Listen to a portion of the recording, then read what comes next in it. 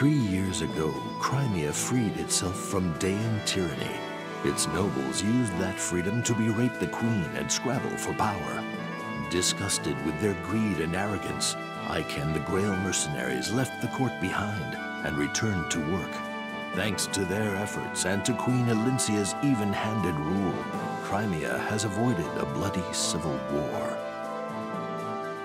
Before departing the capital once again, Ike receives disquieting news from Queen Elincia. The Black Knight, the man who murdered Ike's father, has once again been seen in Daean. The Queen's words hang heavy over Ike as he leads the mercenary group back to their headquarters.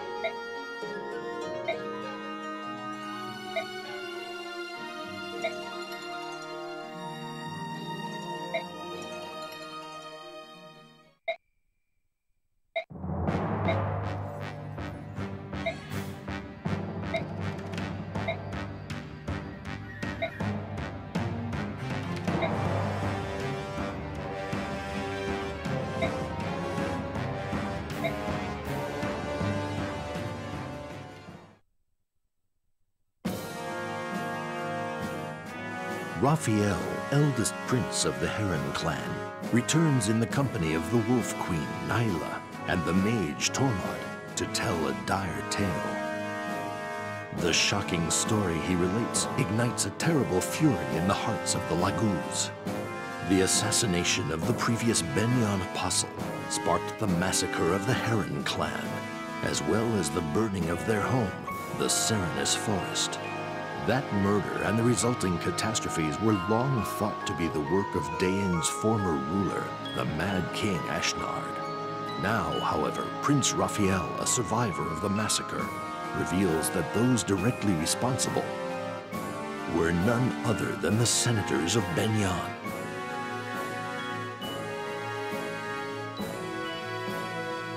Upon hearing this tale, the Hawk King Tibarn is consumed with an unspeakable rage. He shares this information with the Raven King Nisala and the Beast King Kanagus, and they form a Laguz alliance. Together with the Heron royal family, they send messengers to the leadership of Begnion, demanding an explanation from the senators. Begnion rebuffs their requests, however, denying any wrongdoing and refusing to investigate Raphael's claims, as if to emphasize their decision to silence the Laguz inquiries. The Empire goes so far as to murder an alliance messenger. This callous act of arrogant defiance pushes the alliance into declaring war upon the Begnion Empire. Gallia's sub-commander Ranulf considers the merits of attempting to simply overpower Begnion. He recognizes, however, that pitting brute force against Begnion's magic and tactical prowess will result in massive alliance casualties. He decides to enlist the strength and knowledge of his old wartime ally, Ike, and the Grail mercenaries. Ike is an acquaintance of Begnion's apostle, however, and is at first reluctant to become involved in the conflict. Yet, when he considers the senator's cold-blooded murder of the alliance messenger, he can feel the anger that burns in the Laguz's hearts. Determined to force the senators to answer for their crimes, he agrees to help the Laguz alliance.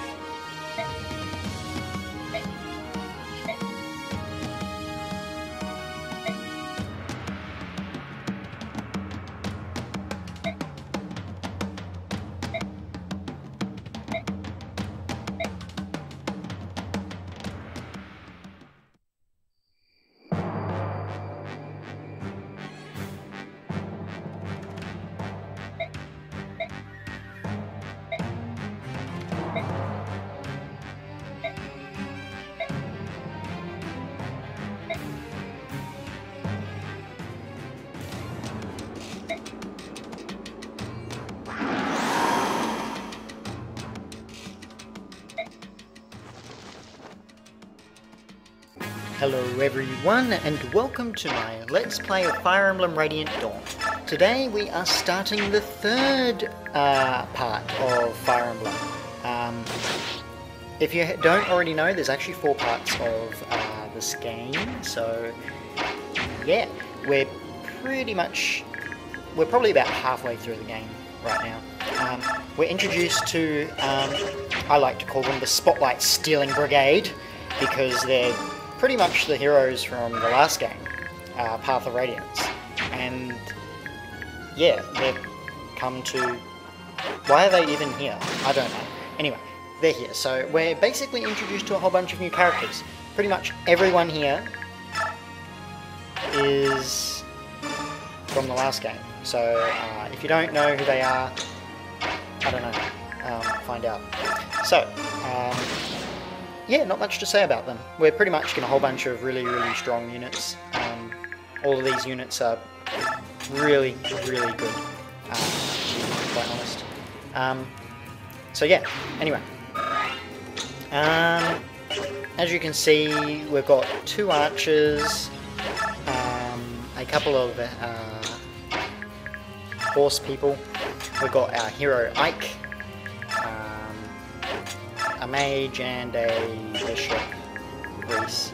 Oh, and a swordswoman and a fighter. Yeah, I think that's everyone. So yeah, not much to say about that.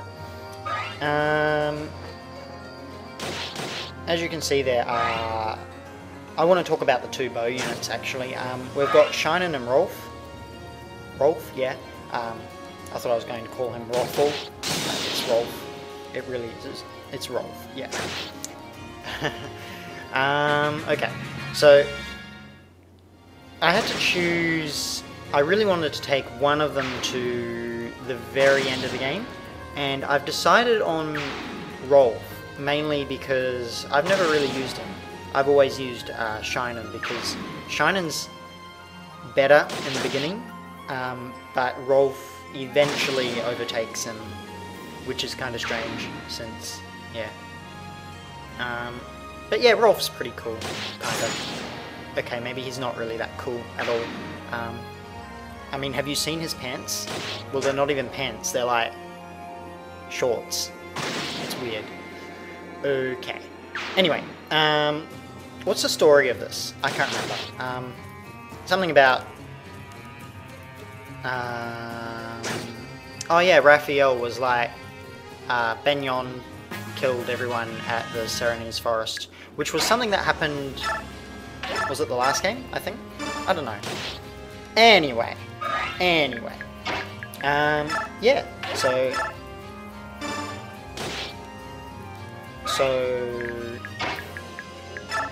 I can't even remember what I was going to say. Oh well.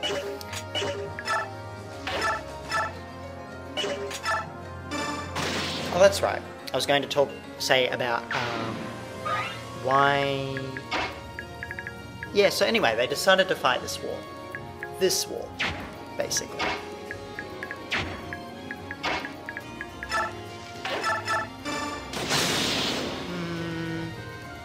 There's really not much to say about this chapter.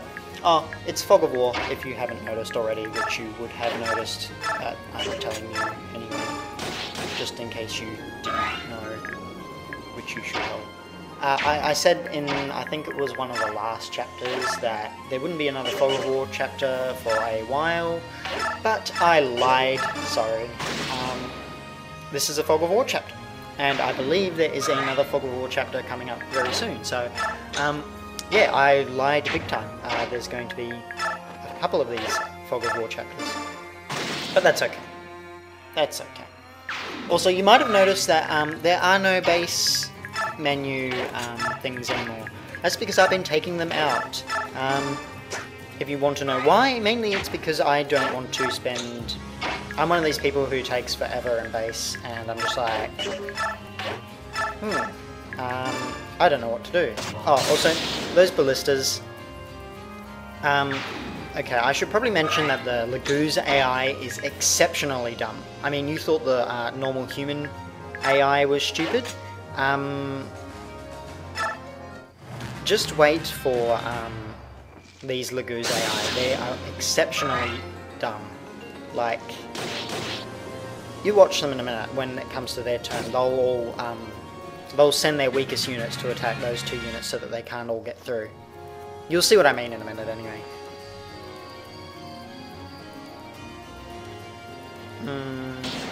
Maybe. I actually sped up some of these scenes at the end because it decided that it wanted to move Scrimir first. I don't know what I'm talking about anymore. See, that's what I mean. Like, if the other phase had have used Ranulf, then they would have been able to break through and, you know, continue. But no. Doesn't matter. I think Mist dodged a couple of attacks there. I was really lucky that that happened because, you know,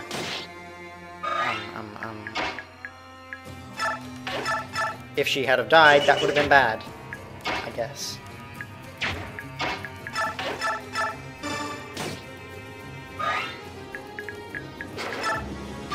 It hit something.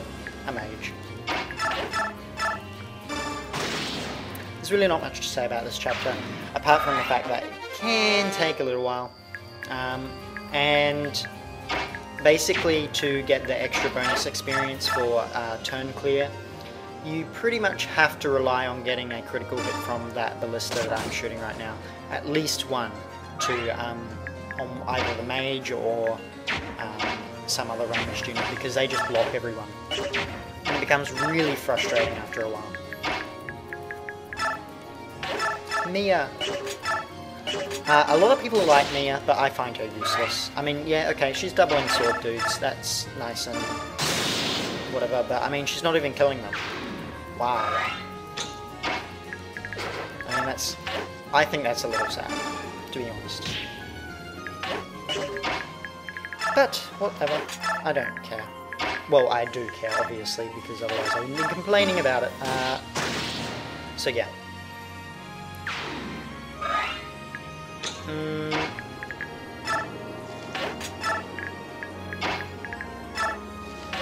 I still do not understand why the Grail mercenaries are here. I mean, yeah, okay, they saved Alencia and her friends and whatever, but I mean, I don't know, it's just mean that they reintroduced them.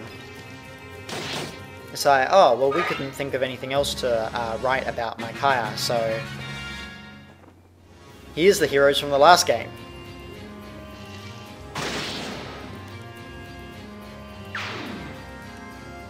See, stupid AI. Send the strongest unit to attack a half-dead unit. Yeah, okay.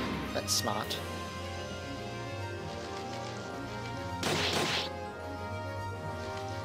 Yay, line of sight. We can see what we're doing.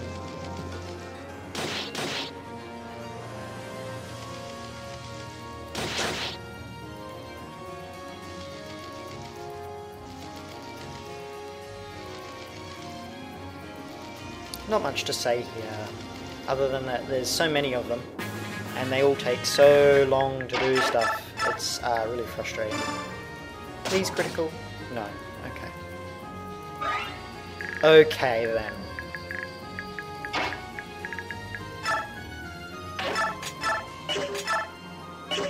Yeah, see, this is why I don't like Mia.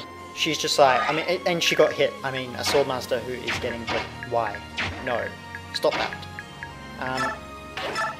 So yeah, basically she's getting hit and she's doing 4 damage to people and yeah, not even critting things. Weaklings, where is your general?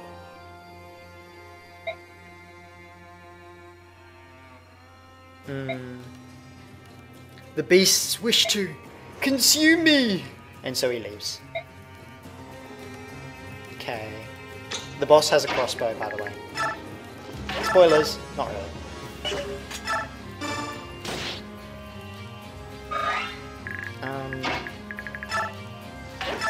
Go, Ruffle. Wolf.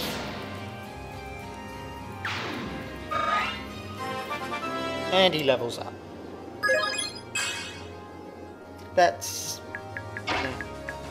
Nothing to say about that. Nothing at all.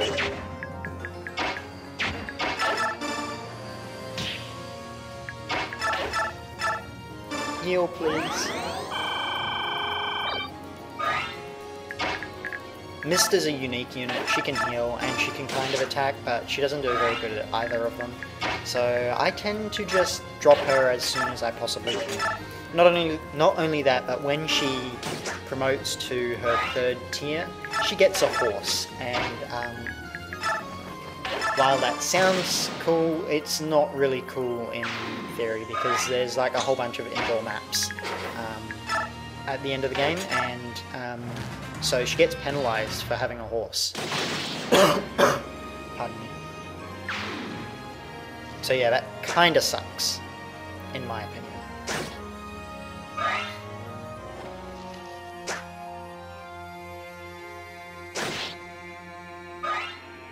These units are, well, not units, actually yes, units.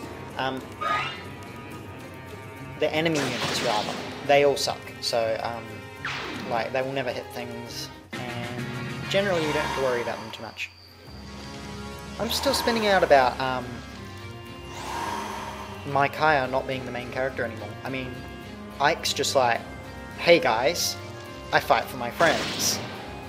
And have you seen the cover for this game? If you haven't, I'll show you. Here it is.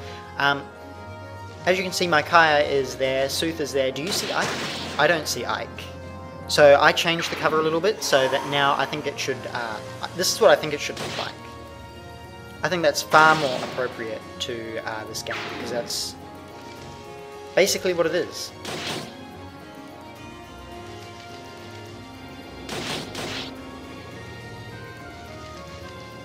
Other phase takes so long, but they've broken through the main line, so basically, yeah, once they've done that, the Lagoos pretty much destroy everything. Which is a shame, because you kind of want the experience for your weaker units. Well, actually, what am I talking about? This is the Grail Mercenaries. They don't have any weaker units. What was I going to say? Yeah, pretty much everyone you get from the Grail Mercenaries is broken, except for Rolf and maybe Boyd and Mist. But Mist is still dodging things anyway, so she's just like, I don't care, and she dodges a whole bunch of attacks. Yeah, so, whatever. Hey, that guy has a horse slayer. I didn't even know that.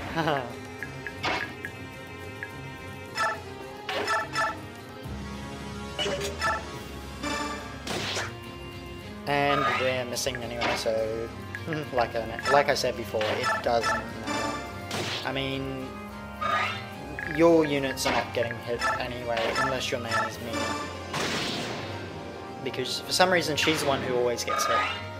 Like, if I put her out in the front, I'm just like, dodge things, Mia, and she's just like, no, I refuse, and she will die really quickly. Mainly because she cannot take 2 hits at all, whereas someone like Shinen, who is a bow dude, can take like 10. Shinen is seriously a tank. Like, he tanks just as well as Gatry, who is the dude in the armor, who I have not moved for a while. Basically because once all the other mercenaries are up there, what's his face? Gatry can't catch up because he has the most hilarious movement speed ever. But oh well, I don't care, to be honest. And everyone is transforming back. This is where everyone dies. Well, I lied. Not everyone dies, but, you know. They're a lot weaker in their untransformed state.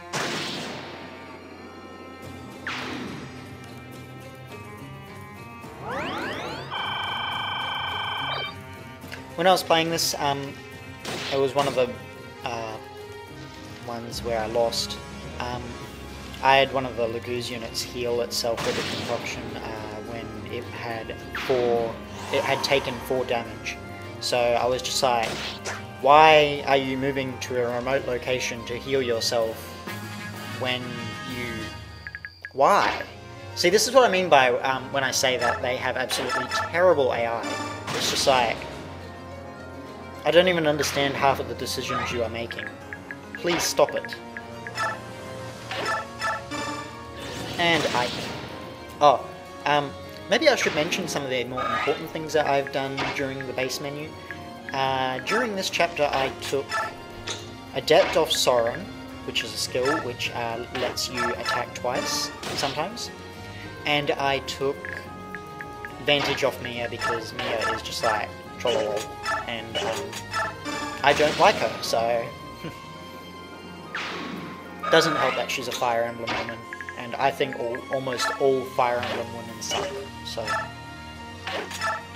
that's partially my fault, so I can't use that ballista, so I just moved him there for no apparent reason.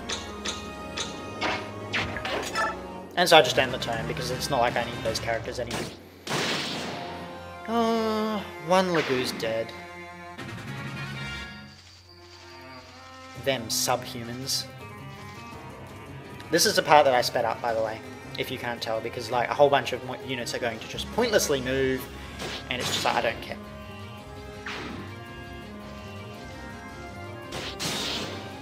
Critical.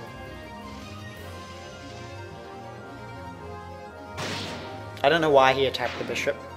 Why wouldn't you, attack the boss? Because he's like the boss dude. So yeah, that ended up not mattering anyway.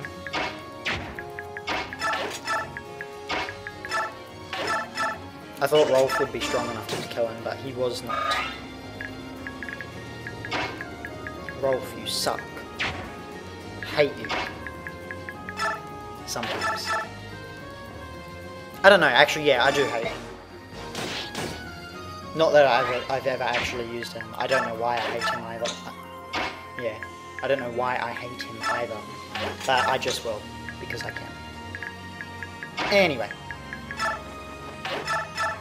Also, maybe I'll just give some shout-outs to the nice policeman who didn't take away my license.